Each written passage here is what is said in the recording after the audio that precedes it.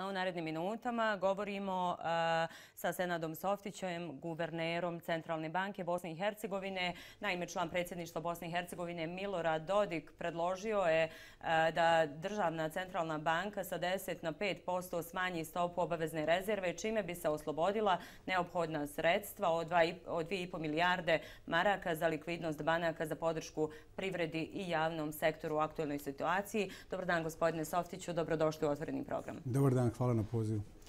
Evo, posljednjih dana čuli smo ovu informaciju člana predsjedništva Milorada Dodika, odnosno zahtjev da Centralna banka oslobodi, da tako kažemo, odnosno smanji stopu obaveznih rezervi. Predsjedništvo se izjasnilo i na neki način tražilo od Centralne banke da razmotri tu mogućnost. Šta je odgovor Centralne banke? Tu ima dosta nesporazuma oko pitanja tih rezervi, pa mi dozvolite par rečenica. Naime, mi u Centralnoj banci postoje devizne rezerve, postoji obavezna rezerva, postoji kapitalne rezerve.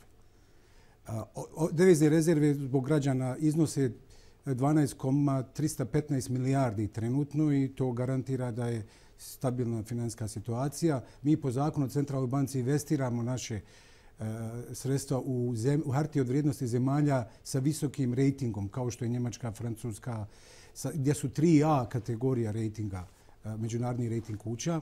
I to je znači stabilno i investirano na pravi način. Što se tiče obavezne rezerve, to je jedini instrument sa kojim raspolaže Centralna banka. Instrument monetarne politike i stopa koju mi smo primijenili je 10%. Trenutno je 10%, a iznos, apsolutnom iznosu, ta obavezna rezerva iznosi 2,7 milijardi konvertibilnih maraka. To su sredstva komercijalnih banaka, vrlo važno da napomenem. Posredno u stvari sredstva deponenata kod komercijalnih banaka, naših preduzeća, naših građana. Naše komercijalne banke iznad tog iznosa drže 2,830 miliona maraka iznad limita kojeg dozvoljava ta naša stopa obavezne rezerve. Zato mi kažemo da naš sistem danas, ovo je podatak od 13. marta, jer mi svake dekade obračunavamo obaveznu rezervu. Zato mi tvrdimo da je sistem likvidan i stabilan. Jer postoje sredstva iznad koja se mogu staviti na raspolaganje. Ako bi mi ovu stopu od 10% snizili na 5%, to bi značilo da 1,3 od onih 2,750 prebacimo u višak na 2,800, to bi već bilo 4 milijarde. Odnosno mi mislimo u Centralnoj banci da nije vrijeme sad za to. To je dobra mjera ukoliko budu nedostatna likvidna sredstva u našem sistemu. To će sigurno Centralna banka primijeniti, ali sad nije vrijeme. Ja se izvinjam. Mi pratimo aktualnu situaciju i mi ćemo vjerovatno iduće sedmice vidjeti kakvo je stanje sa pojedinim bankama. Moguće da mi posmatramo čitav sistem 23 banke u Bosni i Hercegovini, moguće da neke male banke im treba omogućiti da jedan dio sredstava oslobode od toga. Pa ćemo vidjeti da li. Znači, to nam stoji na raspolaganju i nije problem da to uradimo. Uglavnom, evo, kao što ste rekli, u ovom trenutku ne razmatrate još uvijek tu mogućnost. Ono što je jako važno za naše sugrađane u ovakvim situacijama kad su vanredne okolnosti i na neki način građani se pitaju i na neki način poljuljano je povjerenje da li je stabilan bankarski sistem, odnosno da li naši sugrađani trebaju podizati sa vlastitih ličnih računa novac. Gledajte. Sve obaveze Centralne banke Bosne i Hercegovine su ispunjene i bit će ispunjene. Centralna banka garantira za svoje obaveze. Garantira za ovih 5,5 milijardi o kojima smo malo prije govorili. Dozvolite mi, ukoliko mi se odlučimo na tu mjeru, to opet ne znači da će komercijalne banke dati to ne znam kome. Postoje određeni regulatorski uslovi koji treba ispuniti. Zato su danas agencije za bankarstvo poduzeli određene korake i podržavam te mjere da se da određeni moratorij na otplatu kreditnih obaveza građanima i stanovništvu, da se izađe još u susret privredi koliko je to moguće. Znači, ta mjera stoji, ali to pare nisu Centralne banke. To je jedno. Da li su pare sigurne? Da. Ono što garantuje Centralna banka za svaku novčanicu, svaku kovancu koja je opticaj, to nisu mala sredstva, to su milijarde u pitanju. Garantiramo za ove depozite koje se nalaze kod komercijalnih banaka u Centralnoj banci i garantiramo za depozite internih, odnosno vlada koji se nalaze u Centralnoj banci. Znači, Građani nemaju razloga da sumnjaju da je bankarski sistem i mislim da ćemo mi izaći sa ovim na kraju. Evo, nadamo se, ali ono što je činjenica zapravo da na nekom globalnom nivou već danima slušamo ekonomske analitičare kako upozoravaju da ćemo ekonomske posljedice koronavirusa na neki način, s njima ćemo se tek suočiti u narednom periodu. Bosna i Hercegovina je mala ekonomija, kao što znamo. Na koji način, evo, vi tvrdite da možemo izaći, imamo potencijal da izađemo na neki način dobro iz ove situacije, ali na koji način će možda se ta globalna ekonomska recesija odraziti u Bosni i Hercegovini? Gledajte, situacija je zaista dramatična po pitanju privrede i ekonomije. Niko je nije mogao predvidjeti u ovim razmjerama. Italija je već u recesiji. Bila su zaostajanja u privrednim aktivnostima i prije korone virusa u određenim zemljama Evrope. Mi kao mala ekonomija smo imali i mi pomjeranja stope rasta od onih koji smo planirali u posljednje 3-4 godine su imali oko 3%. Već su bile projekcije da se to snizi na 2,6, 2,7%.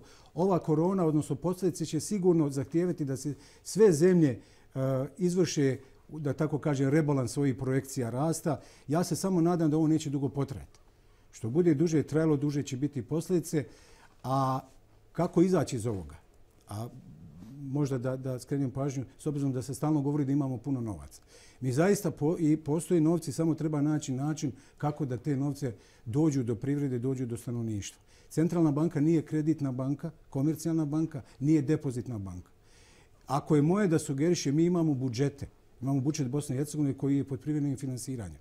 Ne vidim uopšte razlog da se taj budžet ne usvoji koliko je sutra, jer od 1. aprila imamo taj problem i da se sredstva koja su deponovana doznače da vlada intervenira, pogotovo onim sredstvama koje su projektima za određene namjere, za autoceste, postoje znači veliki iznosi koji se mogu usmjeriti u saniranje ovih akutnih situacija. Samo treba vlast da koordinirano radi na tome.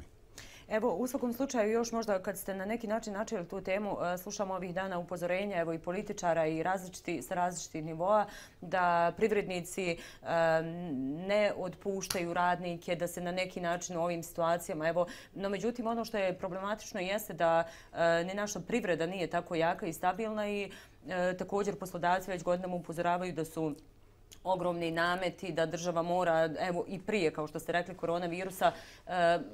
Možete li kratko reći, bilo je nekih sugestija da se političari, parlamentarci odreknu 50% vlastitih primanja evo, u korist privrede kako bi pomogli privrednicima sačuvaju.